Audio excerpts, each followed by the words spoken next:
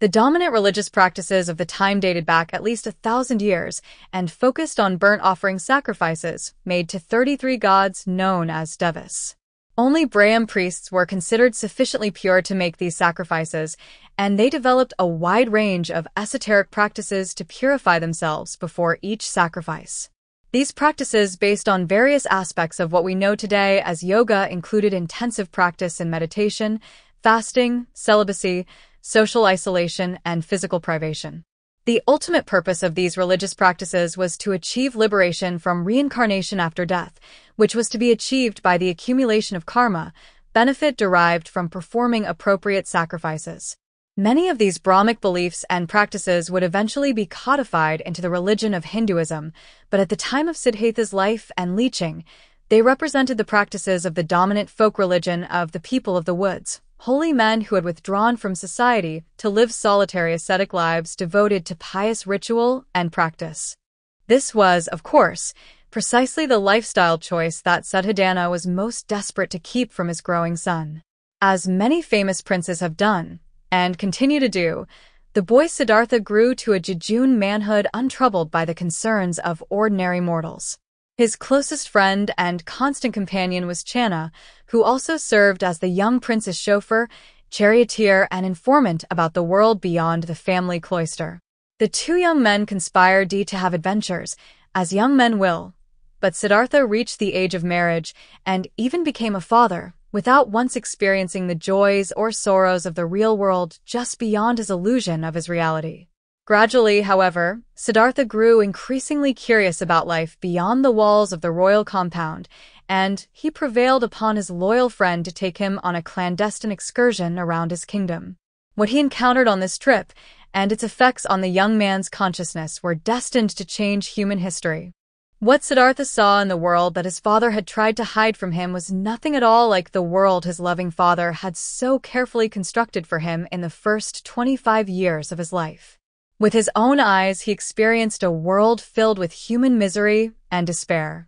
On that day, in rapid succession, the young prince encountered a withered old man bent with infirmity and close to death, another man who was consumed by a disfiguring disease, and then, to his ultimate dismay, he saw his first corpse, borne aloft by a large group of tearful mourners.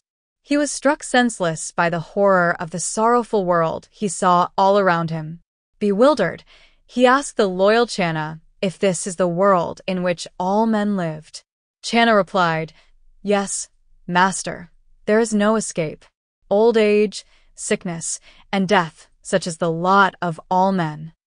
This discovery of the sorrows of life had a profound effect on the young prince, and he was devastated to learn that there were no learned men who could soften or even explain the brutal truths that he had so unexpectedly learned. This new knowledge profoundly changed the young prince, who now withdrew into a period of intense introspection. He could not fathom how ordinary life could be so unrelentingly harsh.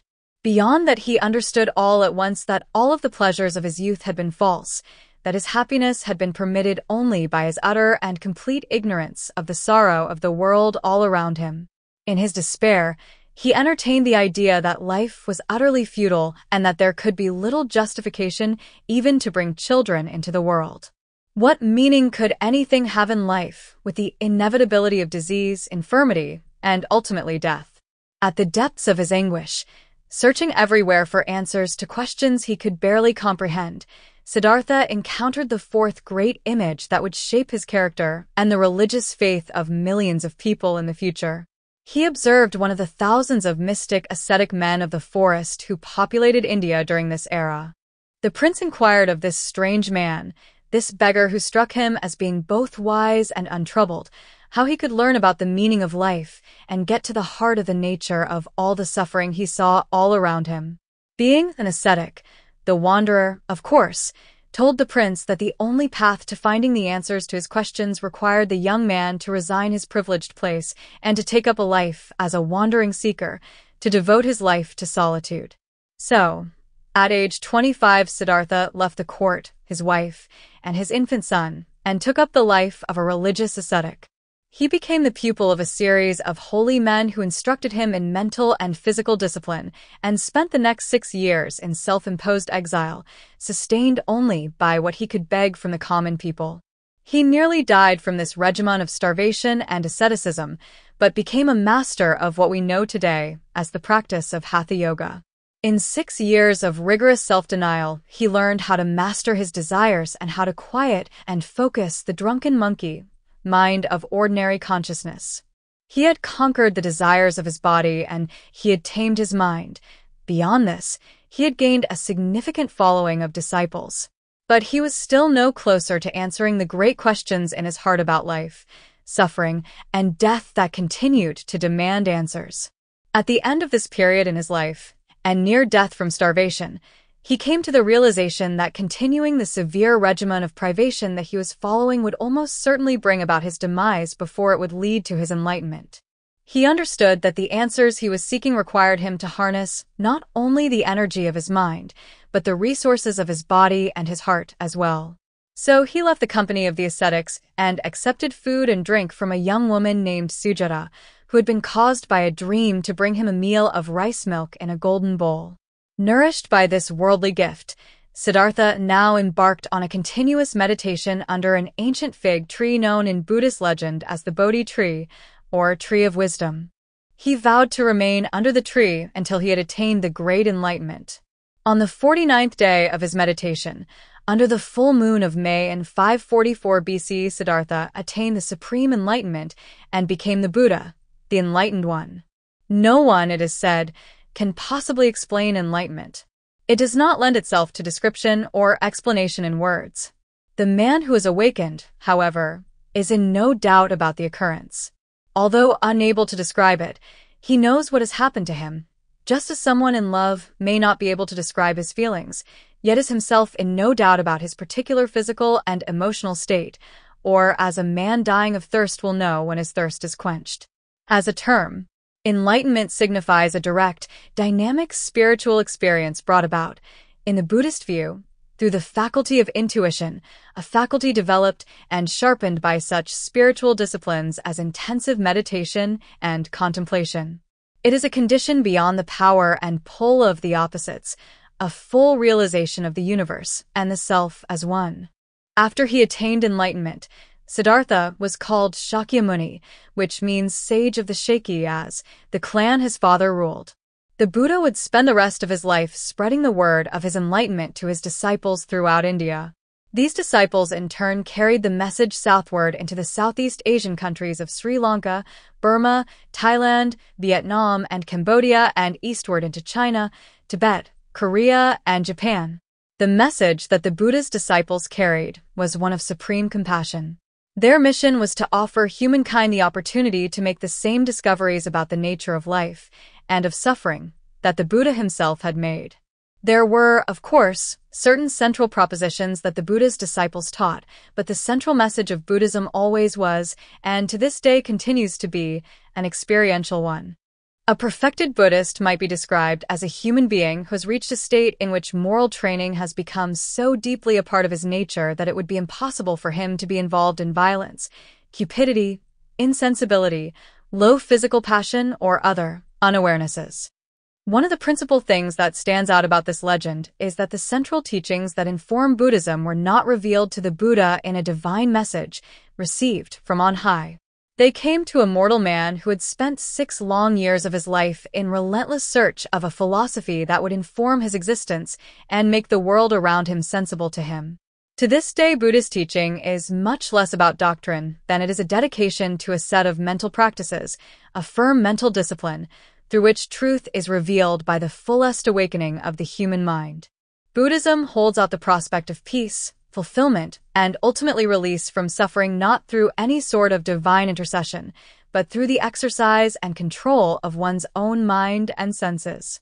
The release that is spoken of in Buddhism is not into a supernatural realm, but into a human zone where greed, hate, and illusion are turned aside, simply by the disciplined act of systematically letting go of attachment and desire. Reduced to its core, Buddhism is about developing a form of universal wisdom rooted in compassion for all living things. The great power of Buddhism for many psychologists is that it is so completely and powerfully true. Day after day, we encounter clients who work single-mindedly and furiously against their own best interests. They seek to impose their will upon the world in order to secure love, respect, or devotion. Yet the harder they rail against reality, the more isolated, alienated, and alone they become. We want to say to them, be still. Give your kids a chance to come to you. Risk not controlling every human interaction. Trust that your heart can lead you where you want to go. Calm your monkey mind. Listen to the wisdom of your body. See that there are no closed doors. Feel the release that comes with every breath. The wisdom of the Buddha's revelation is that the answers to life's most perplexing and persistent dilemmas are not outside ourselves. The therapist cannot cure. God is unlikely to rescue you. Love is a gift that is offered. It can no more be seized, contained, controlled, or consumed than air. There is no meaningful distinction between you and me. Age, gender, skin color, infirmity, flags of nations, none of these constructs are for you a different world than the one I inhabit. Our tears are the same. Our children are the same. Our fears, our hopes, and our minds are the same. Every atom that divides us is an illusion. Every perception, attitude, sensory impression is arbitrary. Every distinction, every category, every drawn line in the sand is meaningless. There is no fixed trait that is the center of a human being, any more than there is a fixed point that is the center of the universe. Life is a never static. All life is process. It is not in any way, shape, or form a fixed entity. Life is an ever-moving stream of atoms, molecules, energy fields, beings, becomings, and, yes, even extinctions. The one great idea that defines Buddhism, and that informs every chapter in this book, is that the universe is a system of interrelated parts, a seamless, beginningless, endless flow of energy and appearances. You try to explain to your client that she can't coerce her spouse into loving her. You try to help him to see that whatever power he achieves will only deepen the insecurities that haunt him. Joy is not in the substance, be it gold or crack cocaine. You try through your work with families, schools, communities, and legislative bodies to increase motivation to end the violence in human society, to end the greedy destruction of our trees, rivers, and oceans, and to cultivate moral responsiveness to other beings and to the life of Earth itself. Yet the false gods all require us to suspend our rational powers, to discredit what we have known intuitively since infancy. That the possibility of human happiness can only be realized by embracing our humanity and recognizing that it exists only in connection with others and the rest of creation. The greatest and most powerful human faculty is empathy. The most profound and transformative human motive is compassion. The central problem addressed by Buddhism is, how can we overcome the universal illusion of our unique, separate, bounded individuality? How do we get beyond the false notion that I and you are other? How do we strike through the masks, the pretensions, and the cowardice of the illusion of our own immortality? For the central irony of our existence is that our lifelong quest for union, for oneness with the universe, and for transcendence, in reality, ultimately requires us to develop an extraordinary sense of our own being and non-being. The key to solving this problem lies in the development of our consciousness, for if we do not preserve and deepen our natural consciousness, how can we ever see the truth? True, I am just a subatomic speck in the universe, but I am a subatomic speck with mind. I possess potential awareness not only of my own speckness, but also of the thousands and even millions of other specks all around me. The faculty of comprehension that I need to understand this awareness is the defining characteristic of I, but not a separate, separated, and independent I. This comprehension is what Buddhism refers to as the compassionate oneness of the self. Roger Walsh, a psychiatrist who has spent many years focusing on the ways in which Buddhist practice and modern psychology inform each other about the nature of reality, has developed a special interest in how Buddhism casts a light on the experience of the self. Walsh has written, "The extent to which consciousness is normally occupied by fantasy is enormous. That this gross encroachment on awareness has gone largely unnoticed, for example, by behavioral scientists, represents a significant hiatus in Western psychology. Meditation tends to reduce the amount of this fantasy, and initial fantasy-free episodes may elicit feelings of strangeness, unreality, and discomfort. Reduction in the amount of fantasy, therefore, may reduce the sense of separation from others. It may be impossible to think or work one's way out of these fantasies, and, in fact, such attempts may even exacerbate them. However, withdrawing attention from them and continually fixing the mind on a neutral object may collapse them. The basic teachings of the Buddha. After attaining enlightenment, the Buddha spent the rest of his years teaching the truths that he had realized. He was never doctrinaire in his teaching and always instructed his followers to work with diligence. Be lamps unto yourselves. Betake yourselves to no external refuge. Look not for refuge to anyone beside yourself. Hold fast to the truth as to a lamp. Indeed, he taught the ideal that his followers should just sit and engage their practice so that others might join them in their own practice. No salesmanship, no proselytizing. In the Buddhism of the Buddha, there is no dogma, no hierarchy, and no idea of an elect group of keepers of a received truth. The Buddha died after eating a meal of poison mushrooms in the forest. He instructed his followers to burn his body and asked that his relics be placed in a stupa, or burial mound, at a place where 4 roads meet. He then said, "And whoever shall put flowers or scents on it, or whitewash, or shall express devotion or feel confidence in his heart here, that will be long for his welfare and happiness." Harvey, 1990, page 27. And that was the end. The core teachings of the Buddha. So the ultimate truth of the Buddha is that the answers to life's most pressing and vexing questions lie entirely within us. These truths, however, will not become clear to us so long as we lead lives that are disruptive and full of the contamination of the 3 consuming fires of greed, hate, and delusion. We must, therefore, adopt habitual practices to center our attention and cultivate our consciousness. We must come to understand our lives, ourselves, as ever-changing and infinite yet universal and part of the totality of the universe. At the heart of the teaching lies the idea that everything matters, everything is connected, and that we are vulnerable to suffering because suffering is part of being a living thing. Dukkha, or suffering, is the principal focus of the core of the Buddha's teaching. Indeed, almost everyone who has had any passing acquaintance with Buddhism knows that among the 4 noble truths identified by the Buddha, the first and most profound truth is that all life is suffering. Buddhists, however, this dukkha, this suffering, is a sort of universal sickness, not unlike in its nature the Christian concept of original sin. To be human, to have awareness, and to participate fully in life, one must encounter the inescapable facts of sickness, death, and decay. Because we are human, we are vulnerable to sorrow, pain, grief, and despair, to separation from what we love, what we want, and what we need.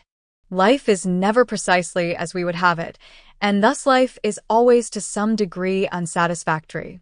The problem is that we become attached to our desires, and when they cannot be fully met, we feel discouraged, abandoned, and resentful. Every happiness eventually passes into regret for its unsustainability, and we become greedy, fearful that we haven't had our fair share, that life has cheated us. This doctrine is not just a rephrasing of the wisdom of the ascetic forest dwellers, however. The Buddha had experienced the extremes of deprivation and knew that extreme hardship was not the route to enlightenment or self-discovery. It is not the experience of pleasure that Buddhism sees at the heart of the human dilemma. It is attachment, dependency, on the things that bring those pleasures that must be overcome. Giving up attachments does not mean giving up enjoyments of life's pleasures. It means, rather, never being dependent on the pleasures. It means being ready to forego the pleasures without frustration. If a splendid meal is available, enjoy it. If not, be content with a humble meal. You've gotten tickets to this special concert? Wonderful. If not, find some other useful way to spend the evening. If you have nice clothes, enjoy them. If you have shabby clothes, ignore them. The second noble truth, therefore, explains that the suffering that is so central to and so much a part of our lives is something that we create out of our ignorant greed and grasping. Our suffering is rooted in our desires, and our desires are rooted in our selfish self-centeredness. We are too attached to a world that, in reality, is completely transitory. But we both console and fool ourselves into believing that if we can just possess just one more person or thing, that we can escape the sorrows associated with being alive. We crave pleasures that are never just exactly what we crave them to be, because the world is constantly changing and is never perfectly as we desire it to be. We seek pleasures and even beliefs to enhance our own being, but we are blindly and perhaps deliberately ignorant of the cost of those pleasures and beliefs to other beings. At the heart of the Buddha's teachings about these desires were his teachings about the nature of the self. Especially in the West, we tend to see ourselves as detached, independent, autonomous actors. This is the basic attitude of I am, deep-rooted self-assertion or egoism, which is concerned about how I measure up to others. Buddhism replaces this egoism with a unifying concept of conditioned arising or dependent origination. Almost every chapter that follows in this volume is directly or indirectly concerned with this concept. The Buddha himself and his closest disciples considered this specific doctrine to be so clearly at the heart of the teaching that it was said that until the truth of conditioned arising is comprehended, there is no possibility for enlightenment. The essence of this doctrine is the idea that every aspect of creation originates from every other aspect of creation. No part stands alone or outside the whole. This principle, called the principle of conditionality, states that all things, mental and physical, arise and exist due to the presence of certain conditions and cease once their conditions are removed. Nothing is independent. The most obvious, but in some ways most obscure lesson to be learned is the absolute interdependence of everything in creation. This is the teaching of Buddhism that demonstrates that concern for the environment, for other species, and for all other organisms isn't just anthropomorphic sentimentality, but is actually a profound spiritual concern. This doctrine of conditioned arising is the source of the deep ecology that many Buddhists practice in their politics and in their daily lives. Buddhism directly applies these principles to the whole concept of suffering, dukkha, and this is where many psychologists find the most relevance of the teachings to their personal and professional lives. The conditions that give rise to suffering, which can be thought of as constituting spiritual ignorance, can be changed through education. Thus, suffering can be eliminated by the destruction of the ignorance that gives rise to it. Ignorance is abolished through the development of conscious, compassionate awareness. Thus is derived the third noble truth, that suffering is not permanent or eternal, that the roots of suffering, egoism, greed, selfishness, and the like, can be known, understood, and rooted out. When craving comes to an end, it brings about the end of dukkha. This is the teaching that comes closest to the Buddha addressing the process of renunciation. But what is critical in this doctrine is that it is not the prospect of happiness, harmony, or enlightenment that is renounced. Buddhism is most definitely not an iteration of nihilism or of any sort of radical relativism. The renunciation one focuses on in Buddhism is the renunciation of craving. The usual Buddhist metaphor is the quenching of fire.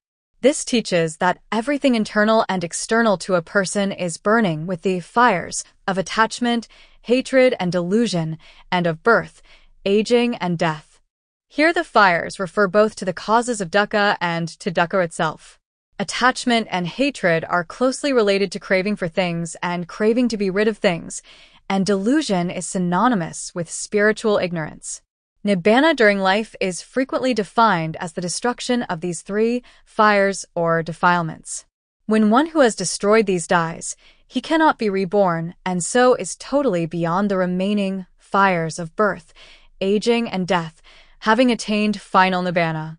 The ability to vanquish desire is developed, according to the fourth noble truth, by living one's life in accord with a set of 8 highly refined principles, widely known in the Western world as the Noble Eightfold Path. These are the so-called 8 rights: right understanding, purpose, speech, conduct, livelihood, effort, mindfulness, and concentration. Nancy Wilson Ross presented these as they were reconceptualized rather gracefully by the Anglo-Irish historian and philosopher Gerald Heard. 1. First, you must see clearly what is wrong. 2. Next, you must decide that you want to be cured. 3. You must act, and 4. Speak so as to aim at being cured. 5. Your livelihood must not conflict with your therapy. 6. That therapy must go forward at the staying speed, that is, the critical velocity that can be sustained. 7. You must think about it incessantly. And 8. Learn how to contemplate with the deep mind. These were the basic precepts of the way of life, which the Buddha undertook to preach in 45 years of active ministry after he had made the initial great decision to beat the drum of Dharma in the darkness of the world. Thus, the Buddha's message is that we can control and even extinguish our suffering if we dedicate ourselves to a drastic change in our consciousness through a deliberate recharting of the way we think, perceive, and relate to others. This is more than just following Alfred Adler's admonition to ask each day what you can do today to make life better for someone else. It is a change in our moral reasoning, a transformation in the way we live, carried out in order to increase our understanding of own nature and our place in creation. The problem, of course, is that, as the famous Buddhist prayer recognizes, though the number of my passions is infinite, I vow to conquer them all. The struggle to live life on the correct path, to take charge of one's passions, and to recognize the futility of trying to escape from taking responsibility for one's thoughts, motives, and deeds is indeed difficult. But it has one powerful ally deep within one's own consciousness. For the Buddhist prayer quoted above has a second verse. It goes something like this: though the number of feeling, thinking beings is infinite, I vow to help them all. This is how the actions of ordinary men and women create and maintain karma, the Buddhist term for deeply ingrained patterns of thoughts, words, and deeds that constitute our style of relating in the world. Compassion is the priceless jewel in the center of the granite carving of the Buddha at his most serene. As Ross has noted, Buddhism goes beyond the doctrine that you should be your brother's keeper or that you should treat everyone as your brother. It states that you are your brother. Compassion is a sort of compass that keeps one clear about the course of the Noble Eightfold Path. Compassion subverts my devotion to preserving a separate and isolated I. It is the heartfelt aspiration that all living beings will know relief from the harshness of the world. Compassion connects me to all living things. In an ancient Buddhist chant, followers are told to conquer anger by loving kindness, conquer evil by good, conquer the stingy by giving, conquer the liar by truth. May all beings be happy and secure. May they be happy-minded. Whatever living beings there are, feeble or strong, stout or medium, short, small or large, seen or unseen, those dwelling far or near, those who are born or those who await rebirth, may all beings, without exception, be happy-minded. Let none deceive another nor despise any person whatever in any place. In anger or ill will, let them not wish any suffering to each other. Just as a mother would protect her only child at the risk of her own life, even so, let him cultivate a boundless heart towards all beings. Let his thoughts of boundless loving kindness pervade the whole world, above, below, and across, without obstruction, without any hatred, without any enmity. Whether he stands, walks, sits, or lies down, as long as he is awake, he should develop his mindfulness. This, they say, is divine abiding here.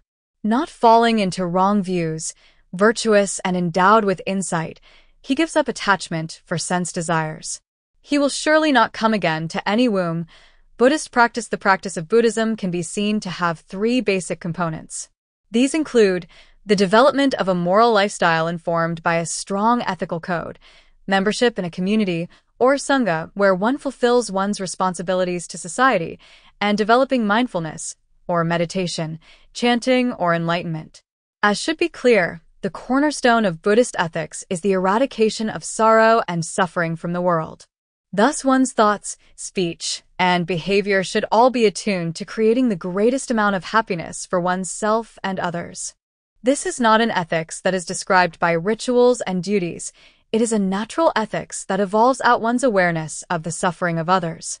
I get the impression that when people are not much interested in religion, they also neglect values like compassion, a sense of sharing, a sense of caring, all the things that people consider to be a religious message and reject. That's a mistake. These are secular ethics, not a religious message, and they are for everyone. Everyone can understand that being human, you want a happy life, a happy family, and to be a happy individual. But material things will not provide you with genuine inner peace or inner happiness. Human values are essential. We must find a way to present basic human values to everyone and present them not as religious matters, but as secular ethics that are essential whether you are religious or not. As we have seen, the doctrine of conditioned arising clearly defines the self as existing only in relation to all other beings. If I behave in a way that causes another pain, it cannot have any effect except to increase my own pain and alienation as well. As one sutra says, since the self of others is dear to each one, let him who loves himself not harm another. When I help you, I am, in fact, helping myself, and by helping myself, I further my potential to help others. Beyond this general principle, there are 5 ethical precepts that constitute the core of Buddhist ethical teaching. The first precept here is to avoid taking or injuring another life. The second is to forswear any act of theft or thievery, fraud, or cheating. The third is to refrain from any inappropriate sexual acts, although Buddhism does not provide any universal definitions of what is or is not appropriate sexual interaction. The fourth precept prohibits any form of lying or intentional deception. Lying is bad when it manipulates others for one's own gain, of course, but it is also a bad practice because it removes one from the course of finding the truth. In other words, lying increases delusion and self-deception. The fifth precept warns against the use of intoxicants or engaging in any practice that clouds the judgment or disturbs mental clarity. At the heart of all Buddhist ethical systems is a clear concern for compassion and developing loving kindness towards all beings. And this generalizes into one's actions towards and responsibilities to the other members of one's community, the Sangha. In the ancient texts, the stings about the Sangha were intended to set out the rules by which monks and nuns should live and practice with each other in closed religious communities. In modern usage, the Sangha infers more broadly to all of the members of one's religious community. Beyond that, in this book, the editors and several of the authors would like to extend the notion of the Sangha to include all of the members of one's professional and residential community, and ultimately to extend that concept to all the people of the world. Thus, Buddhists around the world are increasingly concerned with issues such as social justice, human rights, the protection of the environment, the rights of women, the development of strong community structures, the plight of refugees, and world peace.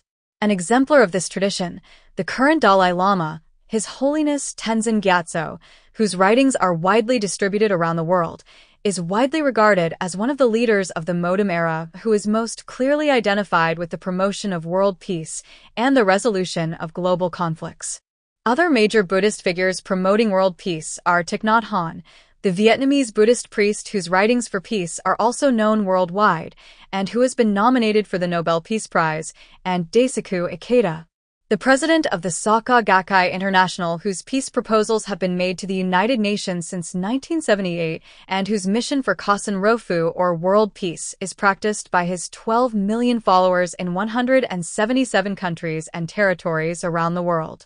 The third domain of practice refers to the activities undertaken by individuals, whether or not they call themselves Buddhist, to engage in certain practices with the aim of developing wisdom or prajna.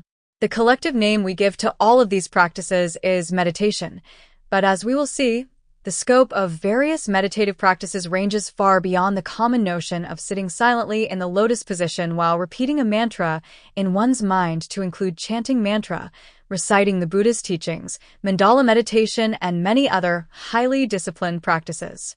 The sort of meditation one learns to practice depends as much upon geography as anything else. As Buddhism spread across Asia in the centuries after the Buddha's death, it took on the distinctive characteristics of the cultures where it took root. These regional and cultural variations differ more in form than in substance, and we can expect that as Buddhism gains increasing numbers of adherents in the Western world, the practices employed by Western Buddhists will take on a flavor and character of their own.